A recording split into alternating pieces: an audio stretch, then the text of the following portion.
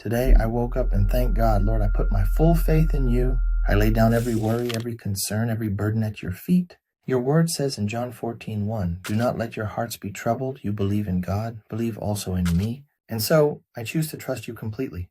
I believe that you are greater than my fears. I believe that you are stronger than my struggles. I believe that you hold my life in your perfect hands. And because of that, I receive your peace, a peace the world cannot give, a peace that quiets my heart and strengthens my spirit.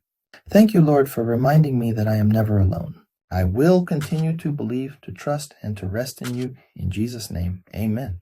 And if you're listening right now and carrying heavy worries of your own, remember this. Put your faith in him, trust in God, and he will give you peace too.